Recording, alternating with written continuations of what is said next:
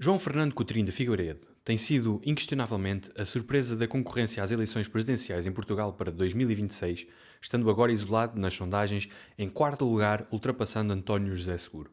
O gestor, investidor, empreendedor, liberalizador por vocação, empresário e político português e europeu candidata-se com o apoio do partido do qual foi líder, a Iniciativa Liberal.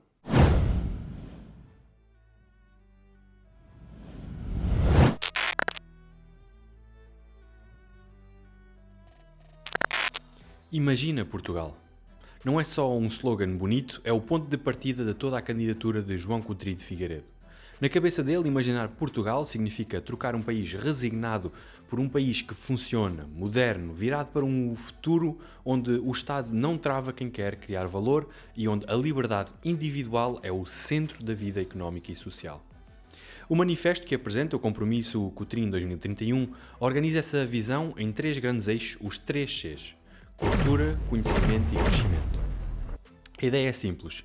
Sem conhecimento não há liberdade real, sem crescimento económico não há liberdade duradoura, sem cultura democrática o terreno fica aberto ao populismo e à descrença nas instituições.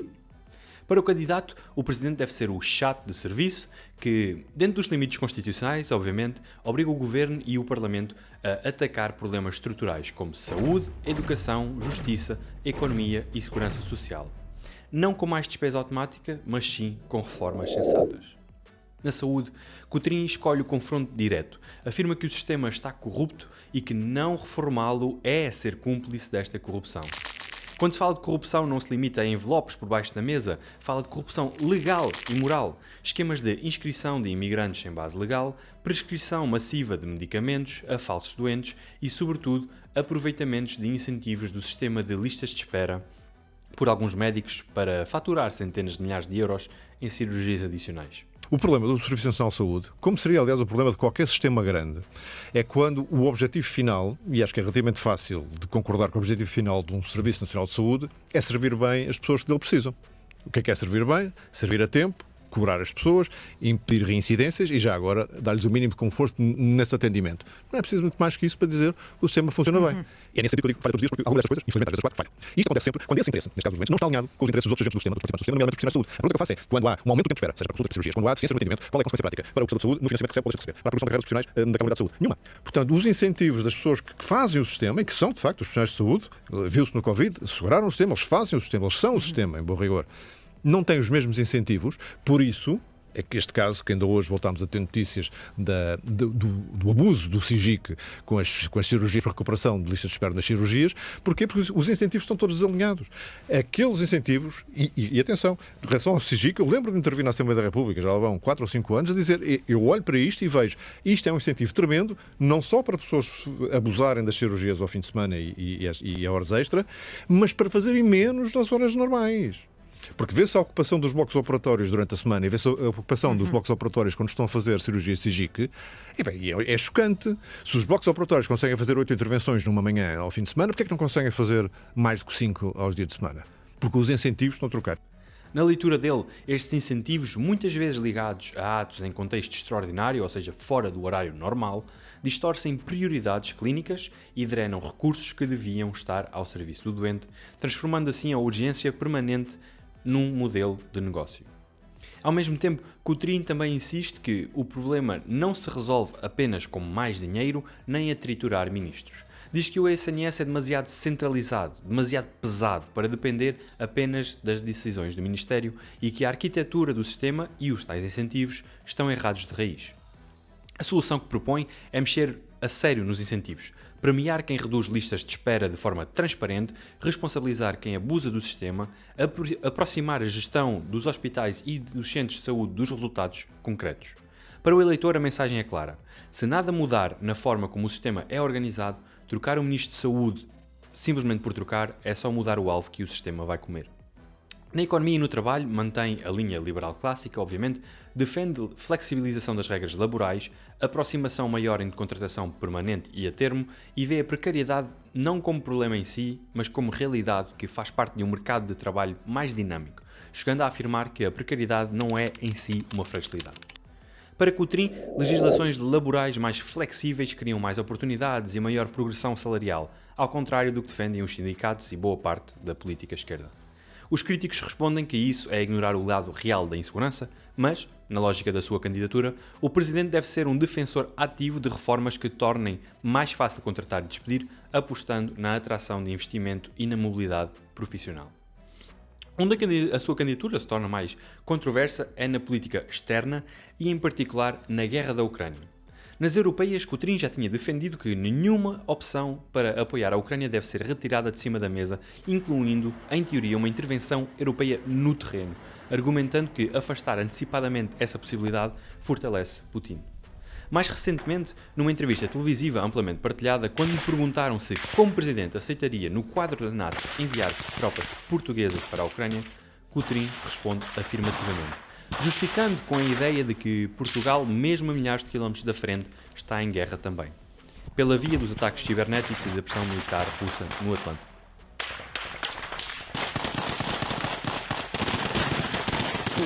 Na qualidade de Presidente da República, aceitaria, num quadro da NATO, enviar tropas portuguesas para a Ucrânia? Aceitaria. E porquê? Porque Portugal, estando a 4.000 e tal quilómetros da frente de batalha, está em guerra também. As pessoas não têm noção. É verdade que não temos, felizmente, tanques na rua, não temos ataques de mísseis, mas temos todos os dias ataques híbridos, ciberataques, navios da frota sombra russa a passar ao largo da nossa costa, navios suspeitos que estão a fazer reconhecimento dos cabos submarinos que saem de Portugal e nos unem aos Estados Unidos através do Atlântico Norte, com enorme importância nas comunicações, telecomunicações da Europa com o resto do mundo. Isso está a acontecer todos os dias. Todos os dias. Portugal já está em guerra. Depois do certo, voltamos ao enquadramento. Coutrinho procura atenuar a contundência da resposta falando em missão de paz, em reforço do compromisso com a NATO e em dissuasão de uma expansão russa para os Bálticos, Moldávia ou Geórgia, por exemplo. A lógica estratégica é coerente com o que defende a nível europeu, não excluir opções militares para garantir que a Ucrânia chegue a uma negociação em posição de força. Os argumentos não são irracionais, correspondem à linha dura de vários governos europeus, mas colocam uma pergunta incómoda para qualquer candidato. Até que ponto um Presidente da República português deve estar disponível para enviar jovens portugueses para uma guerra convencional no leste da Europa? E porquê é que, quando se fala em sacrificar gerações, quase nunca se fala dos filhos e dos familiares de quem toma essa decisão? O próprio Coutrinho diz recusar ler estas eleições em termos de esquerda contra a direita, preferindo opor quem está preso ao passado e quem quer discutir o futuro. E sublinha que precisa de votos de várias áreas políticas para chegar à segunda volta. Ainda assim, quando fala de outros candidatos, como por exemplo Henrique Gouveia e Melo, acusa-os de andar a pescar votos à esquerda, à direita e ao centro, numa espécie de pesca à linha eleitoral, que critica precisamente por tentar agradar a todos ao mesmo tempo. Esse contraste é importante para perceber o posicionamento da candidatura. Coutrinho apresenta-se como candidato da coerência liberal, disposto a assumir custos políticos na saúde, no trabalho, na defesa, em nome de uma visão de país mais competitivo e mais alinhado com o centro de gravidade da NATO e da União Europeia, mesmo quando isso significa defender medidas que muitos portugueses considerariam excessivas. É esse o ponto de chegada deste primeiro segmento. Imagina Portugal. Não é apenas um slogan otimista, é uma proposta de ruptura liberal com o modelo atual, na forma como o Estado gera saúde, regula o trabalho, se posiciona numa guerra que ainda parece distante do nosso cotidiano. No resto do vídeo, vamos perceber de onde vem esta visão, quem é João Coutrinho Figueiredo e como seria na prática uma presidência com esta leitura do país e do mundo.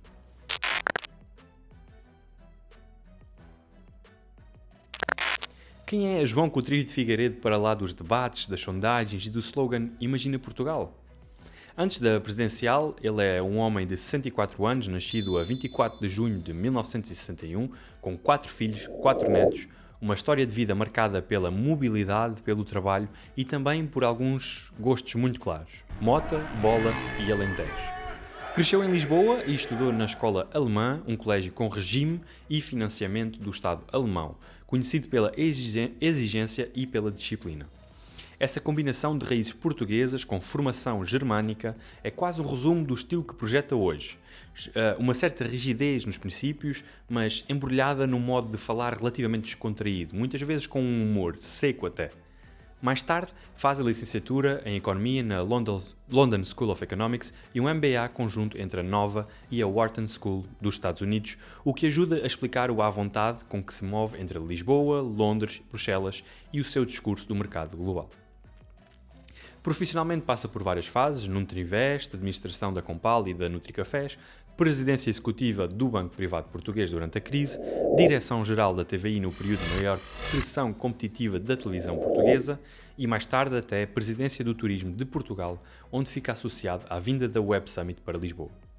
Não é apenas um político de carreira, vem do mundo empresarial acostumado à linguagem de resultados, reestruturações e negociações com múltiplos interesses. Isso vê-se na forma como fala de política como quem fala de um plano de negócios para o país. Mas é nos detalhes pessoais que a figura ganha outra textura. É conhecido por ser um benfiquista assumido, daqueles que não têm vergonha de o dizer em público, gosta de andar de moto, o que encaixa bem na imagem de homem que valoriza a sua liberdade, o seu movimento, a sua independência de rota, e tem também a herdade da Pedra Torta, no Alentejo, que não é apenas o refúgio de fim de semana, está anunciada mesmo no Airbnb, se quiser alugar, pronta a receber hóspedes. Há qualquer coisa de muito coerente e ligeiramente irónico em um candidato liberal ter o seu pedaço de Alentejo transformado em ativo na economia das plataformas. Descanso para uns, rendimento extra para ele. O modo como outros o descrevem também é relevante para perceber a sua persona pública que construiu. O advogado João Vieira de Almeida chama-lhe homem bom de valores, sublinhando mais o seu caráter do que propriamente a sua inteligência técnica.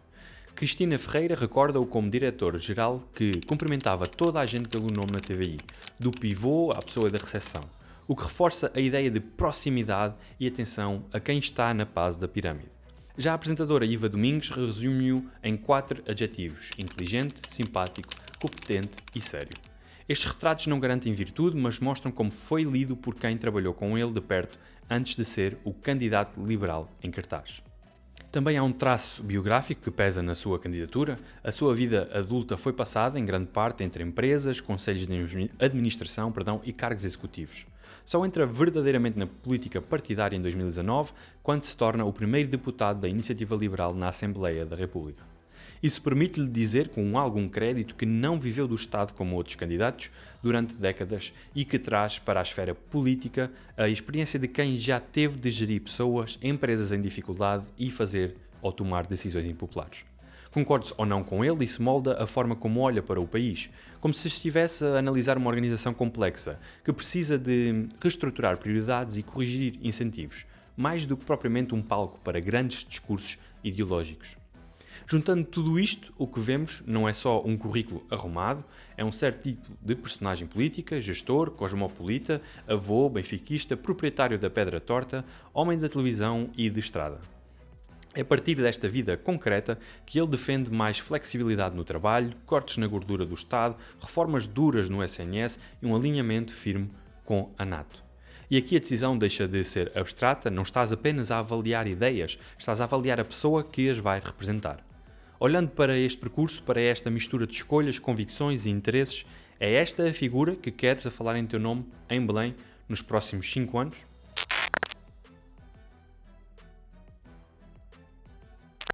Se juntarmos o que ele diz e o que fez até aqui, a imagem de uma presidência de Coutrinho fica relativamente clara.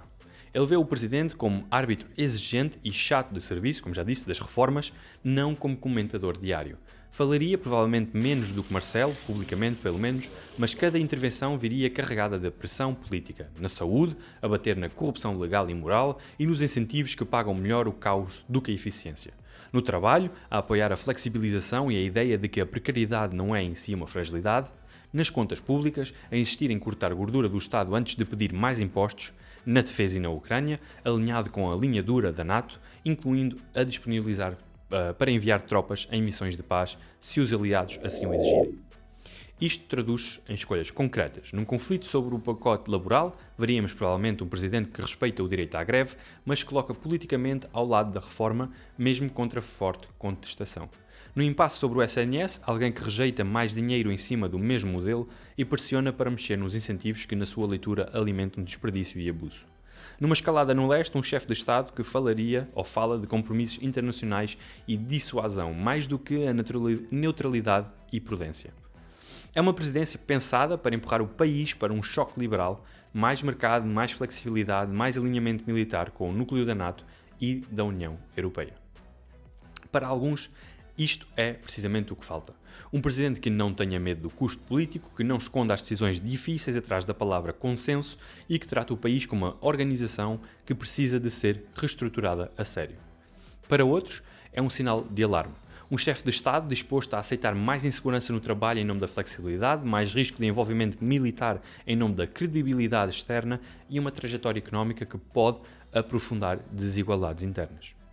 No fundo, não estás só a avaliar um programa, estás a avaliar se queres este tipo de pessoa com esta biografia e esta leitura do mundo a falar em teu nome nos próximos 5 anos. Ora, o meu objetivo com este vídeo, obviamente, não é apoiar nem criticar a candidatura de João Coutinho de Figueiredo, é apenas demonstrar o enquadramento dela, os pontos sobre os quais ele gosta de falar, os argumentos que ele utiliza e também apresentar apenas esses factos e esse espectro. Ora, qual é a tua opinião desse lado? Deixa nos comentários se apoias a sua candidatura, se achas que é uma candidatura útil e benéfica ou se achas que é uma candidatura, como muitos dizem, que serve apenas para dividir os votos da direita política. Vês algumas contradições na sua candidatura, por exemplo, quando perguntado sobre algumas coisas que seriam obrigatórias, ele admite que a palavra obrigação é algo que ele não gosta, sendo um candidato liberal, mas admite também obrigar jovens portugueses a irem lutar na Ucrânia contra a Rússia. É sempre bom ouvir as vossas opiniões, por isso deixem nos comentários o que pensam, partilhem e obrigado por ter estado desse lado a ver mais um dos meus vídeos.